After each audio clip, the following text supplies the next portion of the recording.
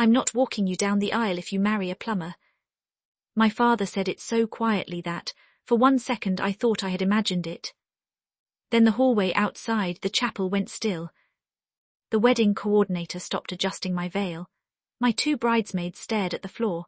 Through the cracked chapel doors, I could see Daniel standing near the altar in his navy suit, turning his cufflinks with those rough, scarred hands my father had always looked at like they were dirty. "Dad," I whispered, clutching my bouquet tighter, "there are 180 people waiting." Richard Marlowe didn't blink. "Then don't embarrass them," he said. "Call it off." My throat closed, because Daniel fixes pipes. Because men like him fix pipes for men like me. That was the moment something shifted. Not in him, in me, because for the first time in my life my father's approval sounded less like love and more like a leash. And then he looked past me toward the altar and said, "Your mother would be ashamed." The chapel music kept playing, soft and elegant, as if my life was not cracking open behind the doors. Daniel's mother was smiling in the front pew. His father, a retired plumber himself, had one hand resting proudly on the program. Nobody out there knew the man who was supposed to walk me down the aisle had just made me choose between my marriage and my family. I swallowed hard. Daniel loves me. My father's jaw tightened. Love does not build a respectable life. He rebuilt the chapel's water line for free when it burst last winter, I said. He paid for trade school himself. He has never once made me feel small. Richard stepped closer. His cologne, sharp and expensive, filled the space between us. "You are a Marlowe," he said. "You do not marry beneath yourself." The words hit harder than I wanted them to. I was 28 years old, a school counselor who helped children find their voices every day, and still, standing in front of my father, I felt like a little girl waiting to be told I was good enough. I almost apologized. For the dress, for the guests, for Daniel, for wanting something that was mine. Instead, I said, "I'm marrying him." For a moment, Richard looked almost startled, like obedience had been the only ending he had prepared for. Then he reached down, pulled the white rose boutonniere from his lapel, the one I had pinned there with shaking hands that morning, and dropped it onto a chair. "Then walk alone." He turned and strode down the hallway. The chapel door slammed behind him so hard the music faltered. Through the wood, I heard the first wave of whispers roll through the pews. My phone buzzed. A text from him. "Do not embarrass this family further." I backed into the bridal room, and my maid of honor, Elise, shut the door softly behind me. "Trish," she said, "we can fix this." But there was nothing to fix. My father had just abandoned me at my own wedding because the man I loved worked with his hands. I sat on the small velvet bench, still holding my bouquet, staring at the empty place where Richard should have been. That was when I noticed his suit jacket hanging over the chair outside the door, left behind in his anger. Something yellowed and thin stuck out of the inside pocket. An old envelope. My name was written across it. Patricia Rose. Not in my father's handwriting. I stood slowly, reached for it, and felt the paper tremble between my fingers. Before I could open it, there was a knock. The wedding coordinator stepped in, pale, breathless, one hand pressed to her headset. "Honey," she said, "someone's here who says he's waited 22 years for this." My fingers tightened around the envelope. "He's in a wheelchair," she whispered, "and he knows your name." "What's his name?" I asked. The coordinator looked down at her clipboard, as if the answer had weight. "Samuel Reed." The envelope nearly slipped from my hand. I had heard that name once. I was 14, standing in my father's study, staring at a locked cabinet full of old photo albums. Every album began when I was 6, nothing before that. No baby pictures on the wall, no hospital bracelet, no faded snapshots of my mother holding me. When I asked why, Richard's face had changed. "Samuel Reed was a man who walked away when responsibility became inconvenient," he had said. "You don't need to know more." Now, 12 years later, that name was outside my wedding chapel. Elise stepped between me and the door. "Trish, no, not right now, you're in shock. Some stranger could be trying to take advantage of this." "He knows my name," I said. "Everyone knows your name today." The bridal room door opened again and Daniel stepped in. He didn't look angry. He didn't ask why the ceremony had stopped. He looked at my face first, then at the envelope in my hand. "What do you need?" he asked. Not "come on," not "forget your father," not "don't make a scene." Just that. I looked down at the envelope and slid one finger under the old flap. The glue had dried years ago. Inside was a birthday card with a faded cartoon star on the front. For my little star on her 7th birthday. My breath stopped. Inside, in careful handwriting, it said, "I am still here, little star. I will come when they let me." I pressed my hand to my mouth. "Little star," I whispered. "That's what my mother called me." Daniel leaned closer. How would he know that? "He wouldn't," I said, "unless—" I turned the envelope over. It was addressed to Richard's house. The postmark was 22 years old. Someone had received it. Someone had kept it from me. I looked at Daniel. "Did you see him?" Daniel nodded slowly. An older man in a wheelchair was outside earlier. He asked if Patricia Marlowe was getting married here. Your dad's assistant told security not to let him near the chapel. The room seemed to tilt. My father hadn't left because of Daniel. He had left because Samuel Reed had arrived. "I want to see him," I said. Elise's face went pale, but she opened the bridal room door. Richard was standing on the other side. His face had lost all its colour. His phone was clenched in one hand. "Patricia," he said, voice low and shaking, "close that door right now." Richard stepped into the hallway before I could answer. Placing his body between me and the chapel entrance like I was still a child he could steer with one hand. "Back inside," he said. "No." The word came out small, but it landed. His eyes flicked toward the open chapel doors. Guests near the back pews had started turning around. The string quartet stumbled through the same 4 measures, trying to pretend the ceremony had not cracked in half. Richard leaned closer. "Samuel Reed is not welcome in this family." A murmur passed through the chapel. Daniel's mother stood first, then his father, then 3 of my father's business friends turned in their seats, their polished shoes scraping against the stone floor. At the far end of the hallway, a man in a wheelchair appeared. He wore a grey suit that had been pressed until every crease looked deliberate. A nurse stood behind him, one hand resting lightly on the chair. His hair was silver, his face thinner than I expected, but his eyes locked on mine as if he had known exactly where to look.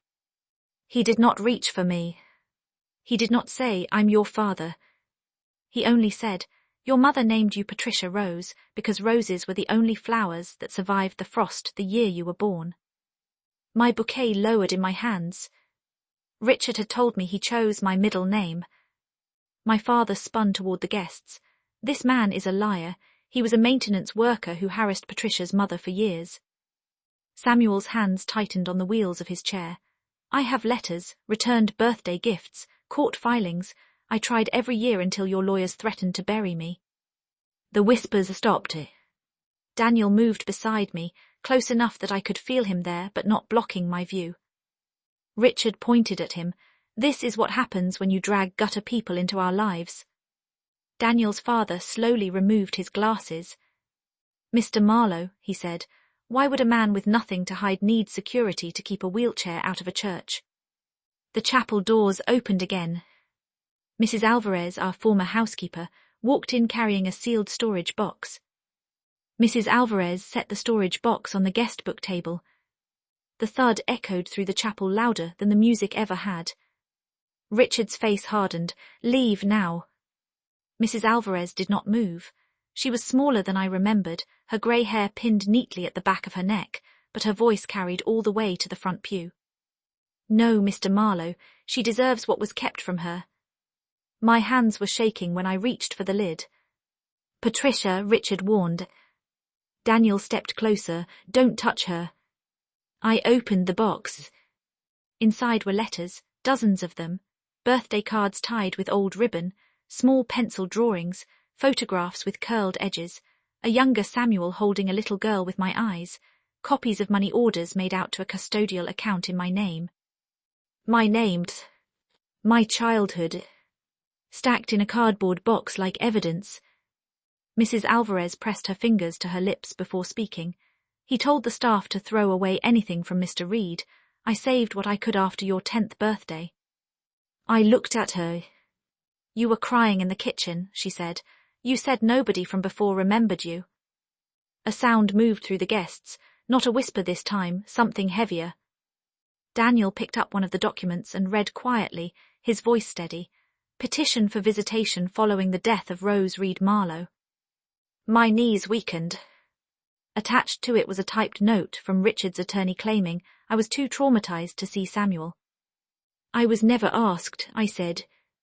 Richard reached for the box, but Daniel blocked his hand. Guests who had once lowered their voices around my father now stared openly. His assistant slipped out through the side door with a phone pressed to his ear. I turned to Samuel. Did my father leave me? Samuel's eyes filled, but his answer was careful. No, I was told you chose the Marlowes. Then I was told you were afraid of me. I looked back at Richard. He did not deny it fast enough. The coordinator's headset crackled. She glanced toward the altar, then at me. Patricia, she said softly, the officiant needs to know whether there's still a wedding. I looked at Richard, then Samuel, then Daniel. Richard straightened his jacket, reaching for the last piece of power he had. Choose carefully, he said. Everything you have came from me. For a moment no one moved. 180 guests sat frozen in the chapel, half-turned in their pews, watching my wedding become the place where my whole life was put on trial. I looked down at the box. There was a photograph on top now, one I had never seen. My mother Rose sitting on a porch swing with her arms around a younger Samuel. I was between them, a toddler with a white bow in my hair, reaching for the camera. Samuel touched the edge of the picture with 2 fingers. She was my wife first, he said quietly. Your mother and I separated from Richard after she realized how much of her life he had put behind locked doors. Money, documents, friends, even the people she was allowed to trust. Richard snapped, that is enough. No, I said. My voice did not shake this time. Samuel looked at me, not at him. Rose wanted you with me. After the accident, Richard's lawyer said I was unfit, poor, injured, unstable. They said you needed a respectable home. Mrs. Alvarez opened a folder from the box and placed it beside the guest book. Your mother had already started the paperwork before the car accident. I saw the papers on Mr. Marlowe's desk after the funeral. The chapel seemed to shrink around those words. My mother had not abandoned Samuel. Samuel had not abandoned me. Richard had taken the silence after her death and filled it with lies. Samuel's hands tightened around the arms of his wheelchair. I was working double shifts to pay legal fees when the scaffold collapsed. After that, Richard used the chair as proof I couldn't raise you. And the letters, I asked. I sent them every birthday, Samuel said. Every Christmas, every first day of school when I could find the address. Then his lawyers told me you were afraid of me. Later they said you wanted no contact. I reached into the box and pulled out the money orders. Some were faded, some had bank stamps, all of them had my name on them. Daniel read one of the account lines under his breath, then looked up. These were deposited into an account Richard controlled. Richard's mouth tightened. That money went toward her care. Then why did you hide it? Daniel's father asked from the pew. Richard had no answer. I stared at the man who had raised me to believe love was something I had to earn by being grateful, polished, quiet and obedient. The man who had called my fiancé a nobody. The man who had kept my real father behind locked doors, returned letters and legal threats. Slowly, I unclasped the pearl bracelet Richard had given me that morning. He noticed immediately, Patricia. I placed it on the guest book table beside the letters. You made me feel unwanted, I said, so I would be grateful for being controlled. His face changed, not regret, panic. You walk away from me, he said, and you lose the inheritance. You lose the Marlowe name. You lose my protection. For the first time in my life, those words sounded empty. I turned away from him and looked at Samuel. Would you still walk with me? Samuel's hands trembled on the wheels of his chair. His eyes moved from my dress to the aisle, then back to my face. I waited 22 years to be asked, he said. Daniel stepped forward and knelt in front of him. Without making a speech, He adjusted the white rose that had somehow ended up pinned crookedly to Samuel's jacket. Then he stood and offered me his arm, not to lead me, but to steady me as I took Samuel's hand. The coordinator wiped her cheek and opened the chapel doors wider. No music started at first. Then the quartet found the notes again, softer this time. Samuel rolled forward beside me, one hand on his wheel, the other holding mine. Every guest stood, not because a program told them to, because they understood they were watching the man Richard had tried to erase bring me to the altar. Richard remained against the wall, alone, his boutonniere still lying on the empty chair behind him. At the altar, Daniel took my hands. His palms were rough, warm, real. The officiant adjusted the ceremony with care, saying my mother's name once gently without turning her into a spectacle. When Daniel spoke his vows, he looked briefly toward Richard before looking back at me. I promised to build a home where love is never measured by job titles, last names, or bank accounts, he said. I married him with Samuel in the front row, holding the first photograph I had ever seen of the three of us. Richard did not come to the reception. By the next morning, everyone in his circle knew why the father of the bride chair had stayed empty. Business partners who had watched him humiliate Daniel stopped returning calls. 2 families withdrew from a property deal. Mrs. Alvarez gave a formal statement to Samuel's attorney, and within weeks legal papers were filed over the blocked visitation records and the money that had passed through accounts Richard controlled. I froze every account he had opened in my name. Then I sent him one letter. Not an apology, not an invitation. I returned copies of the documents he had used to control the story and wrote one sentence at the bottom.